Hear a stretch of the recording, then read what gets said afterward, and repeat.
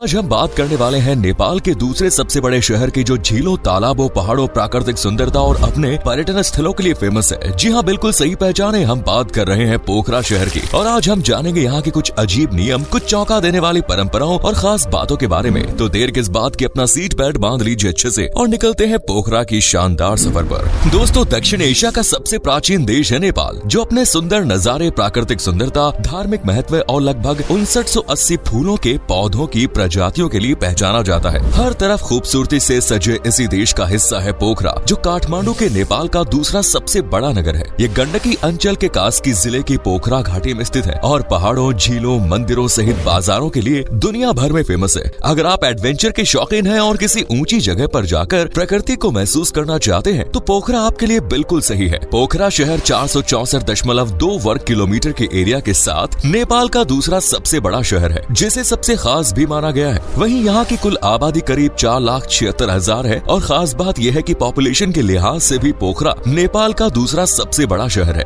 नेपाल का ये खूबसूरत सा शहर यूं तो कई धर्मों और जनजातियों का घर है, पर यहाँ की मुख्य जातियाँ बहुन, गुरुंग, क्षेत्री, मगर और नेवार है। इस शहर में आपको ज्यादातर लोग नेपाली भाषा का उपयोग करते ही नजर आएंगे, लेकिन यहाँ हिंदी सहित कई दूसरी भाषाएं भी बोली जाती है। वैसे बता दें कि नेपाली भाषा में हिंदी की तरह देवनागरी लिपि का ही प्रयोग किया गया है। क्या आप जानते हैं कि पोखरा शब्द का मतलब क्या है? चलिए हम बताते हैं। पोखरा को नेपाली शब्द में देखेंगे तो ये पोखरी नजर आएगा, जिसका मतलब होता है तालाब, यानी आप इसे तालाबों का शहर कह सकते हैं, क्योंकि यहाँ कई तालाब हैं। जब भी भारत और चीन के बीच में किसी पुराने व्यापारिक मार्ग की बात होती है तो नाम पोखरा ही आता है, क्योंकि ये उसी मार्ग पर स्थित है। बात इसके इतिहास की करें तो 17वीं शताब्दी में पोखरा शहर कास्की साम्राज्य का हिस्सा हुआ करता था और नेपाल के 24 साम्राज्यों, जिन्हें शाह राजवंशों द्वारा स्थापित किया गया, उनका हिस्सा था। इसके बाद 1786 में पोखरा पृथ्वी नारायण शाह के अंडर में चला गया और काठमांडू से जुमला और भारत से तिब्बत के रास्तों पर एक महत्वपूर्ण व्यापारिक केंद्र बन गया। यहाँ बसी पहली बस्ती का श्रेय कास्की के पहले राजा कुलमंदन शाह खाद को जाता है। बाद में कास्की वंश के अंतिम राजा ने नेवार के 16 परिवारों को लाए और देखते ही देखते शहर में विकास हुआ और आज ये खूबसूरत सा शहर के रूप में हमारे सामने है। वैसे दोस्तों, आज भी पोखरा के आसपास की पहाड़ियों में इस शहर से जुड़े इतिहास की महक महसूस की जा सकती है। दोस्तों, आज के समय में पोखरा नेपाल का खूबसूरत टूरिस्ट स्पॉट होने के साथ साथ शिक्षा का केंद्र भी है। शहर का लिटरेसी रेट लगभग 84.18% का है और यहाँ लगभग पूरे नेपाल से बड़े अच्छी एजुकेशन के लिए आते हैं। शहर में Pokhara university, Manipal medical college, Janapriya multiple campus, Gandaki boarding school जैसे तमाम शिक्षण संस्थान हैं, जो अपनी फैसिलिटीज और बेहतरीन एजुकेशन के लिए जाने जाते हैं। इसके अलावा पोखरा शहर की मेडिकल फैसिलिटीज भी कमाल है। यहाँ मणिपाल मेडिकल कॉलेज के साथ साथ अस्पताल भी है। सिर्फ यही नहीं, पोखरा में 50 से भी ज्यादा हेल्थ इंस्टीट्यूट हैं। पोखरा शहर की ज्यादातर आबादी आपको कृषि सेक्टर से जुड़ी हुई नजर आएंगी, जबकि यहाँ स्कूल, अस्पताल, बिजली उद्योग और सर्विस सेक्टर भी एक्टिव है और शहर के लोगों को रोजगार देने के साथ साथ देश की जीडीपी में भी योगदान देते हैं। वहीं पर्यटन सेक्टर की बात करें तो इसे जीडीपी के मामले में आप पोखरा ही नहीं, पूरे नेपाल की बैकबोन मान सकते हैं। पोखरा के लोग दोस्तों बड़े ही शांत, हेल्पफुल और लविंग नेचर के होते हैं। ये अगर एक बार किसी के साथ दोस्ती कर ले तो उसे जिंदगी भर निभाने की हिम्मत रखते हैं और अपने धर्म, संस्कृति, परंपराओं को लेकर भी ये बड़े भावुक होते हैं। इन्हें भगवान में हद से ज्यादा विश्वास होता है और शगुन अपशगुन को ये कुछ ज्यादा ही मानते हैं। वैसे नेपाल की लड़कियां बेहद ही खूबसूरत होती हैं और यहाँ भी सबसे ज्यादा सुंदर लड़कियां काठमांडू के बाद पोखरा शहर की होती हैं। इनके काले काले बाल, गोरी गोरी स्किन और नशीली आंखें किसी को भी दीवाना बना दे। ये वो जमाना है जब दुनिया भर में शादी से पहले ही लड़का लड़की एक दूसरे से मिल लेते हैं, बात कर लेते हैं और तो और लिविंग में रहकर एक दूसरे को समझ भी लेते हैं कि क्या वो उनके लिए सही है,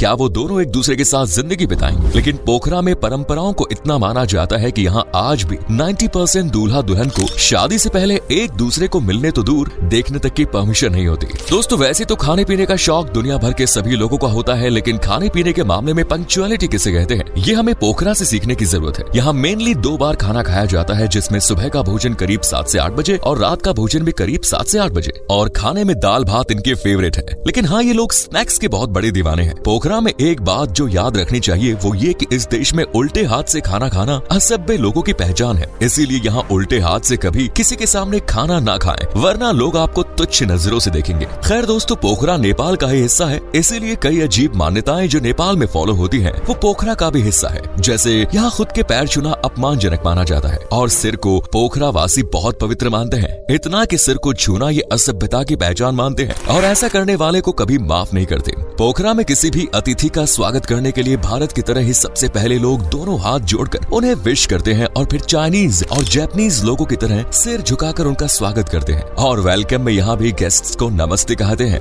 नमस्ते शब्द के अर्थ की बात करें तो इसका मतलब होता है मैं आप में उपस्थित ईश्वर को प्रणाम करता हूँ। आपको यकीन नहीं होगा लेकिन पोखरा सहित पूरे नेपाल में कई बार लोगों ने येती मानव यानी उस सफेद से दानव को देखे जाने का दावा किया है। कई लोग तो यहाँ तक दावा करते हैं कि उनके पास येती के होने के सबूत भी हैं। दोस्तों, पोखरा शहर में मनाए जाने वाले फेस्टिवल्स की बात करें तो जैसे हमारे यहाँ होली सेलिब्रेट होती है वैसे ही यहाँ फागुन पूर्णिमा का सेलिब्रेशन होता है। ये बिल्कुल होली की तरह ही मनाया जाता है। यहाँ हिंदुओं की संख्या भी अच्छी खासी है, इसीलिए महाशिवरात्रि का त्योहार पोखरा में पूरे हर्षोल्लास के साथ मनाया जाता है। इस दिन मंदिरों में भारी भीड़ देखने को मिलती है और शहर को दुल्हन की तरह जगमगा दिया जाता है। वैसे बता दें कि पोखरा के त्योहारों में नेपाल की राष्ट्रीय पोशाक डोरा सुरुवाल का ज्यादातर लोग उपयोग करते हैं। नेपाल में अगर शांति की तलाश में है तो पोखरा शहर बेस्ट लोकेशन है, क्योंकि यहाँ कई ऐसी जगह मौजूद है जहाँ शांति से बैठकर खुद के साथ बातें की जा सकती है और प्रकृति को महसूस करते हुए एक प्यारी सी झपकी भी लगाई जा सकती है। पोखरा को नेपाल की पर्यटन राजधानी माना जाता है और नेपाल की 8 सबसे ऊंची चोटियों में से माचा पुचारे और अन्नपूर्णा जैसी चोटियां पोखरा में ही मौजूद है। चलिए दोस्तों, अब हम आपको पोखरा के कुछ शानदार टूरिस्ट प्लेसेस के बारे में बता देते हैं जहां आप भी अपनी छुट्टियां बिता सकते हैं। पोखरा में सबसे ज्यादा देखी जाने वाली जगह अगर कोई है तो वो है फेवा झील, जो अपनी रंग बिरंगी बोट से पर्यटकों को अपनी ओर आकर्षित करती है।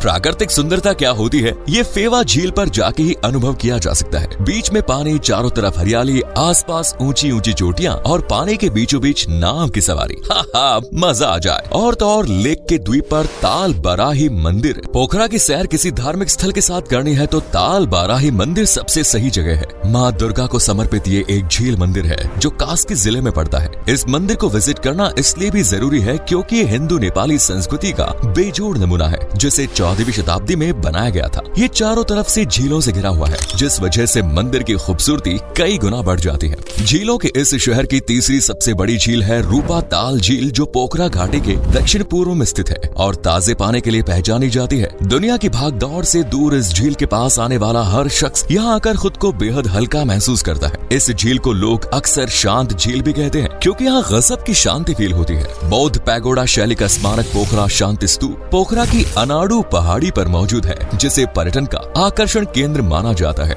दोस्तों, शॉपिंग लवर्स को अगर इतिहास की भी एक नजर देखने को मिल जाए तो मजा आ जाएगा। ऐसा ही कुछ मिला जुला संगम पेश करता है पोखरा का पुराना बाजार, जो अपनी रहस्यमय गलियों के लिए और शानदार नई पुरानी चीजों के लिए हर वक्त पर्यटकों की विजिट लिस्ट में बना है। यहाँ आप फल, सब्जियां, कपड़े, मेकअप, हैंडीक्राफ्ट्स और घर में सजाने वाली कई चीजें खरीद सकते हैं। गोरखा आर्मी का पोरखा और नेपाल के लिए क्या कंट्रीब्यूशन रहा है ये तो आप सभी जानते ही होंगे और उन्हीं की याद और शहादत में बना है गोरखा मेमोरियल म्यूजियम, जो आज भी उनको ट्रिब्यूट देता है। इस म्यूजियम में आपको गोरखा सैनिकों से जुड़ी हर छोटी बड़ी चीज देखने को मिल जाएगी। आपको बता दें कि गोरखा सैनिक बाद में भारत की सेना में शामिल हुए और अगर आप गोरखा सैनिकों को करीब से समझना चाहते हैं तो आपको गोरखा मेमोरियल म्यूजियम जरूर विजिट करना चाहिए, जिसकी टिकट सिर्फ 100 से 200 रुपए है। अगर आप कैमरा लेकर जाते हैं तो अलग से 20 रुपए पे करने होंगे। इसके अलावा आप शहर में गुप्तेश्वर महादेव गुफा, विंध्यवासिनी मंदिर, सेठी गंडकी नदी और डेविस फॉल जैसे शानदार नजारे पर्यटन स्थल देख सकते हैं। यकीन मानिए, पोखरा शहर की एक बार यात्रा करने के बाद आप बार बार इस शहर में जाना चाहेंगे। अब आपको हम शहर में पहुंचने तक का रास्ता बता देते हैं। पोखरा में बेशक एयरपोर्ट है जिसे पोखरा एयरपोर्ट कहा जाता है, लेकिन यहाँ के लिए आपको पहले काठमांडू के त्रिभुवन इंटरनेशनल एयरपोर्ट पहुंचना होगा, क्योंकि पोखरा के लिए डायरेक्ट फ्लाइट नहीं है। काठमांडू से 40 मिनट में आप फ्लाइट के जरिए पोखरा पहुंच सकते हैं या फिर 6 से 7 घंटे तक का रास्ता तय करके बस, टैक्सी या किसी दूसरे व्हीकल से भी पोखरा आ सकते हैं। लेकिन टाइम बचाना है तो फ्लाइट ही बेस्ट ऑप्शन है। बाकी आप ट्रेन का ख्याल दिल में लिए बैठे हैं तो आपको बता दें कि यहाँ रेलवे नेटवर्क नहीं है। बाकी बस की सवारी आपको गोरखपुर, वाराणसी से काठमांडू के लिए मिल जाएगी, जहाँ से पोखरा पहुँचने के तमाम साधन है। पोखरा विजिट करने का सबसे अच्छा समय दोस्तों सितंबर से नवंबर के बीच है। इसके अलावा मई की शुरुआत में भी यहाँ जाया जा सकता है, वरना दिसंबर, जनवरी में तो यहाँ इतनी सर्दी होती है कि आप घूमना तो दूर, रजाई से बाहर निकलना भी भूल जाएंगे। उम्मीद है पोखरा से जुड़ी ये बातें और शहर आपको पसंद आया होगा, इसीलिए वीडियो को लाइक करके चैनल को सब्सक्राइब करें और बेल आइकन को प्रेस करें।